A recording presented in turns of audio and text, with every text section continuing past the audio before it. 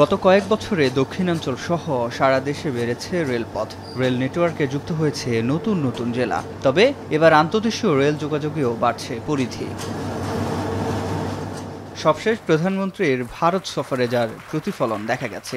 সমঝোতা হয় বাংলাদেশের ভূখণ্ড ব্যবহার করে ভারতের রেল চলাচলের, যা নিয়ে আলোচনার টেবিলও সরগরম।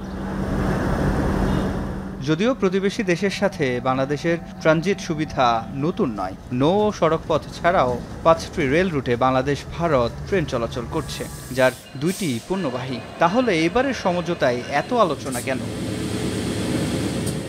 এই চুক্তি বাস্তবায়ন হলে বাংলাদেশের মধ্য দিয়ে রেলযোগে দেশের এক অংশ থেকে আরেক অংশে সরাসরি পণ্য পরিবহন করতে পারবে ভারত। বলা হচ্ছে এই সুবিধায় ভারতের ট্রেন গেদে সীমান্ত দিয়ে দর্শনা হয়ে বাংলাদেশে প্রবেশ করবে। তারপর ঈশ্বরদী, আব্দুলপুর, পার্বতীপুর, চিলাহাটি সীমান্ত দিয়ে বাংলাদেশের ভূখণ্ড অতিক্রম করবে।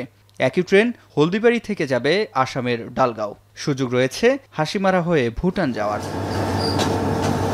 বাংলাদেশ রেলওয়ে কর্তৃপক্ষ বলছে জুলাই মাসেই হবে এ পথে পরীক্ষামূলক চলাচল। তারা বলছেন শুধু ভারত নয়, নেপাল ও ভুটানের সাথেও এ রেলপথের মাধ্যমে নতুন বাণিজ্যের দ্বার উন্মোচন হবে। ঈশ্বরদী, আবদুল্লাপুর হয়ে আমাদের চিলাহাটি হয়ে ডালগাঁও পর্যন্ত একটা এমটি র্যাক হয়তো আগামী মাসেরই কোনো এক সময় এটা একটা পরীক্ষামূলক একটা চলবে। তো ওইটাকে আমরা চেয়েছি শুধু ডালগাঁও না, যাতে হাসিমারা পর্যন্ত এটাকে এক্সটেন্ড করা হয়। Very close two Bhutan. Bharat বাংলাদেশের মধ্যেই বাণিজ্য এটা থাকবে না, এটা নেপাল এবং ভুটানের সাথে আমাদের পারস্পরিক এই সম্পর্কটা আরও সুদৃঢ় হবে এবং ব্যবসা বাণিজ্যও অনেক উন্নত হবে। স্বাস্থ্য এবং স্বাদের মধ্যে চমৎকার একটা ব্যালেন্স করে পীর প্রিমিয়াম আয়োডাইজড লবণ। তবে যোগাযোগ বিশেষজ্ঞদের মত, এই চুক্তির ফলে দেশের লাভ কতটুকু হবে সেটি সবার আগে পর্যালোচনা করতে হবে। বিশেষ করে আর্থিক ও অবকাঠামো খাতে কি প্রভাব পড়বে তা বিবেচনায় নেয়ার পরামর্শ দিয়েছেন তারা। আমার কতটুকু অবকাঠামোর শেয়ার এবং অবচয় এবং অপারেশনাল ডিসরাপশন, এইগুলিকে টেকনিক্যাল রিপোর্ট আমার মনে হয় করে নিলে স্বচ্ছ হবে। স্বচ্ছতার বিউটিটা হলো যে কোনো চুক্তি করা যায়, কিন্তু টেকসই হবে কি না, ফেয়ার হলো কি না, এগুলি যদি স্বচ্ছ না হয়, টেকনিক্যাল ডিসিশন না হয়, তাহলে অনেক সময় দেখা যায় এগুলি টেকসই হয় না। আমার যে ন্যায্য পাওনাটা সেটা যদি আমি আদায় করতে না পারি, তাহলে এটা নিয়ে প্রশ্ন উঠতে পারে। সেই কারণে আমি আশা করব টেকনিক্যাল ডিসিশন হবে এবং উইন উইন সিচুয়েশন হবে। আর আন্তর্জাতিক সম্পর্ক বিশেষজ্ঞরা বলছেন দেয়া নেয়ার যোগবিয়োগে উভয় দেশের স্বাচ্ছন্দ্য ও স্বচ্ছতা জরুরি।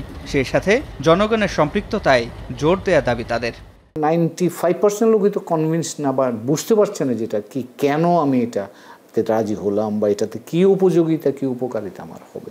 তো কাজে সেই জায়গাগুলোতে আমি মনে করি যে স্বচ্ছতাটার খুব জরুরি দরকার, এবং স্বচ্ছতাই কিন্তু আপনাকে টেকসই হওয়ার সুযোগটা তৈরি করে। তো কাজে এই স্বচ্ছতার জায়গাটা থাকা দরকার, পারস্পরিক উপাদেয়তাটা থাকা দরকার, এবং পারস্পরিকভাবে আমরা দেয়া নেওয়ার জায়গাটা, এই স্পিরিটটা থাকা দরকার বলে মনে করছি। তো কাজেই ভারত যদি মনে করে তার প্রয়োজন, ঠিক আছে, আমরা তাকে দিলাম, আমাদের প্রয়োজনটাও ভারত মনে রাখবে, এটাই আমার কাছে প্রত্যাশা।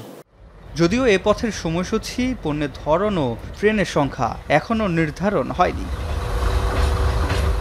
সিফাত শাহরিয়ার, এখন, ঢাকা।